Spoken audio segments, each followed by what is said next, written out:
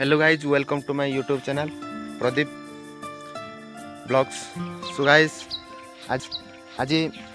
आप ये सकाल सकाल वीडियो करार कारण कौन कि बहुत भाई मैंने मत रिक्वेस्ट करते कि भाई आपण विषय गोटे बनई दिंतु कि आपण नाम कौन, आप कॉलेज पढ़ी कौन स्कूल करते आ घर कौटी आपण कौन करुँच स्टूडेंट ना कौन ये बहुत क्वेश्चन मत कहते कि आप गोटे ब्लॉग बनई दिंतु भाई सेठारे आप सब मेंशन करदेवे। ओके मुझे भाविली ओके बनईदेवी किंतु भाई मुझे बनईबी किंतु आपण मान समस्ते ताकू लाइक करिवार अछि वो देखिबार अछि कि आपण मान तो बनाओ बोली कहलो मु बनैली किंतु सेटा को समस्त देखिबार अछि भाई मु कहनी जे आपण बाध्य देखिबे ता किंतु देखंतु आमे बळे एमिते माने मिडिल क्लास पिला गुडाक करिवु जदी आपण माने तो देखिबे न देखिबे सेमिति भी वीडियो रो क्वालिटी नथिबो कि कोन नथिबो किंतु मु रिक्वेस्ट करबी संग माने एटा स्किप न करकी निश्चय देखंतु कि आमर लाइफ केमी चलुची कौन आप विषय जानतु। ओके गाइस जदि वीडियो सतरे आप लाइक कर दिल से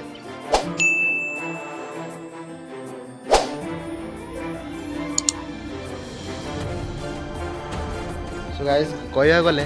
आम गाँ विषय सेमती किसी नाई कौन कहबी आपन को आम गाँव तो भी बड़ गाँ ना कि देखा भी किसी जिनस ना कि मुझे कौच आपन को आम गाँव में 10टी घर हम वो से आम गाँ पिला माने एत दूर दूर भी किए पढ़ी ना गाँ पाखे पढ़ती वो गाँ माने 5 किलोमीटर 6 किलोमीटर जाई कॉलेज अच्छी सेठारे से माने माने प्रथम रु पंचम बा प्रथम रु +3 पर्यंत किसी असुविधा ना गाँ पाखे पड़ो किंतु कौन करवा आम गाँव रास्ता टी भल ना कि पानी जाऊँगी गोटे नदी पड़ जाऊँगी नदी पड़ जाऊँगी से वर्षा समय आम गाँव पिला मानकर स्कूल जीवा बंद माने 6 कि 7 मास स्कूल जीवा से मानकर बंद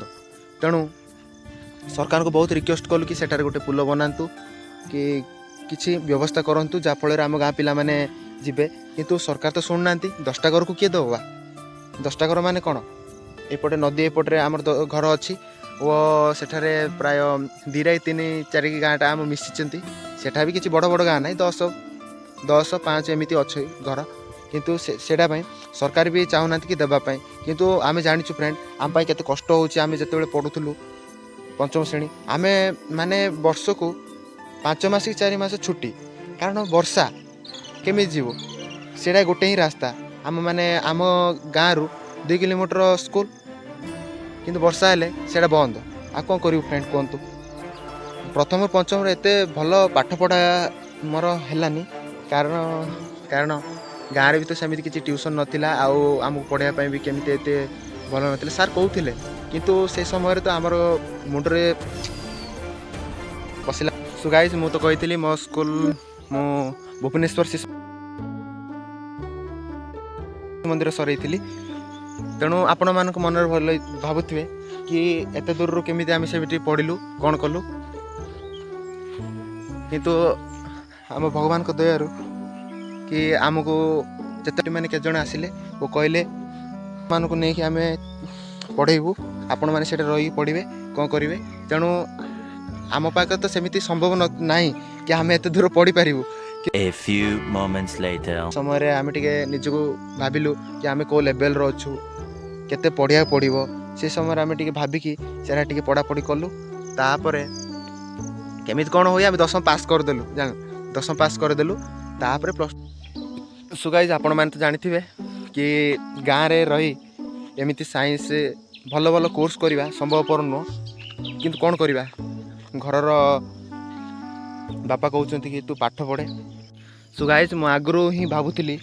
कि यूट्यूब चैनल टे गोटे खोलि किंतु सेमिति किसी भल परिस्थिति नथिला जहाँकि नवम 10म फर्स्ट ईयर सेकेंड ईयर समय फर्स्ट ईयर सेकेंड ईयर समय नथिला माने कौन ना मुझे हॉस्टेल रही हॉस्टेल मोबाइल अलाउ नाला तेणु आम घर से 60 किलोमीटर मुझे कि जीवा आसवा तापर वीडियो बनैबा से समय भी मोर एत आइडिया कि नॉलेज नथिला कि मु गोटे वीडियो बनई पारि बोली किंतु वर्तमान आपण दयारू किछि किछि बनाऊँगी तेणु एडा भी भल लगुव न लगुव मुझे जानी भावुँ कि भल लगुन किंतु भल न लगे भी फ्रेंड स्किप करके जीवेनि प्लीज देखिए जी। ଏବେ କଥା ହେବା କି କଲେଜ ଲାଇଫ୍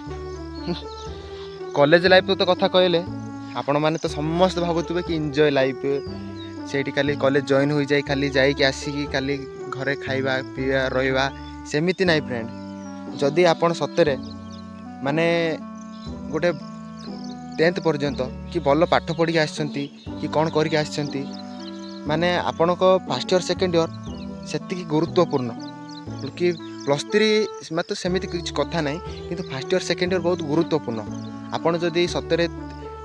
ପ୍ରଥମରୁ 10ମ ପର୍ଯ୍ୟନ୍ତ ଭଲ ପାଠ ପଢ଼ିଛନ୍ତି ତାହେଲେ ଯଦି ପ୍ରଥମରୁ ଫାର୍ଷ୍ଟ ଇୟର୍ ସେକେଣ୍ଡ ଇୟର୍ ଯଦି ଆପଣ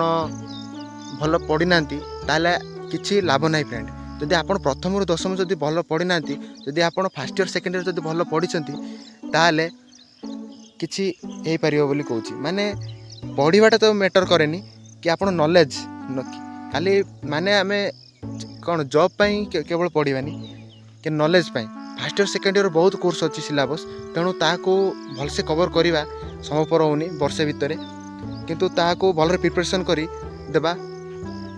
ଆମେ ତ ଯେତେବେଳେ ସାଇନ୍ସ ଷ୍ଟ୍ରିମ୍ରେ ଥିଲୁ +2 ଫାର୍ଷ୍ଟ ସେକେଣ୍ଡ ଇୟର୍ରେ ସେ ସମୟରେ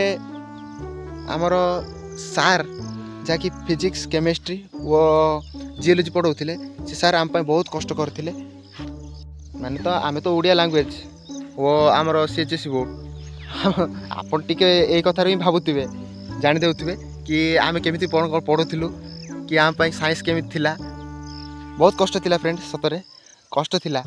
କିନ୍ତୁ ତାହା କଷ୍ଟ କିନ୍ତୁ ବାରମ୍ବାର ଆମେ ତା ଅଭ୍ୟାସ କଲୁ, ହଷ୍ଟେଲରେ ରହିଲୁ, ପଢ଼ାପଢ଼ି କଲୁ।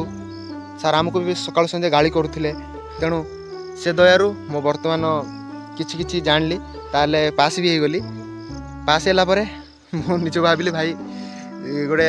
ଟେନସନ୍ଟି ଗୋଟେ ଗଲା, କାରଣ ସେକେଣ୍ଡ ଇୟର୍ ପାସ୍ କରିବା ମୋ ପାଇଁ ବହୁତ କଷ୍ଟ ହେବ ବୋଲି ଭାବୁଥିଲି। ହଁ କଷ୍ଟ ତ ହେଲା ମୁଁ ଜାଣିଛି, କିନ୍ତୁ ଭଗବାନଙ୍କ ଦୟାରୁ ପାସ୍ଟି ହେଇଗଲି। ପାସ୍ ହେଇଗଲି। ବର୍ତ୍ତମାନ ମୁଁ +3 ପାଇଁ ଆପ୍ଲାଏ କରିଦେଇଛି। ସୋ ଫ୍ରେଣ୍ଡ ସ୍କୁଲରେ ଯେତେବେଳେ ତ ମୁଁ ଥିଲି ସେତେବେଳେ ଏନ୍ଜୟ କରିନଥିଲି, କିନ୍ତୁ ଏବେ ମୁଁ ଭାବୁଛି ସେ ଟାଇମ୍ଟା ଏନ୍ଜୟ କରିଥିଲେ ହୋଇଥାନ୍ତା। କିନ୍ତୁ କ'ଣ କରିବି ସେ ସମୟରେ ମୁଁ ଟିକେ ମାନେ ଜଷ୍ଟ ଟିକେ ପଢ଼ାରେ ଟିକେ ଧ୍ୟାନ ଦେଇଥିଲି,